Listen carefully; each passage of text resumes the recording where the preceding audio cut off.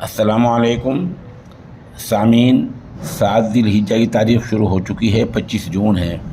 ख़बर का उन्वान है बारिश में कई लोगों की मौत, कहीं बादल फट गया, कहीं पानी भर गया, कहीं रेलवे ट्रैफिक को रोक दिया गया है। ख़बर तफसील से सुनिए। मुल्क की रियासतों कर्नाटक, महाराष्ट्र, केरल, तमिलनाडु, छत्तीसगढ़, उड़ीसा, बंगाल, झारखंड, बिहार, हिमाचल और हरियाणा में बारिश हो रही है। इस बीच हरियाणा के सोनीपत में आसमानी बिजली गिरने से रेलवे का सर्वर ठप हो गया है, जिस वजह से रेलवे का सिग्नल काम नहीं कर रहा है। इसलिए इस रूट पर जाने वाली कई रेलगाड़ियां रद्द कर दी गई हैं।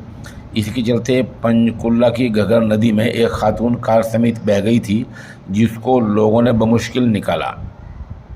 इस दौरान आज रात में ज़िला मुजफ्फरनगर के गांव नासिरपुर में इदरीस का मकान गिर गया है, जिसमें 14 साला ओवैस और 13 साला उसका भतीजा असलम मौके पर ही जा बहक हो गए हैं। मौके पर ही दोनों की मौत हो गई है। इस हादसे में 3 लोग ज़ख्मी हुए हैं।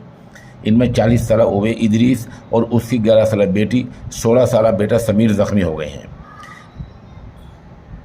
उधर आसाम में बाढ़ जैसे हालात हैं।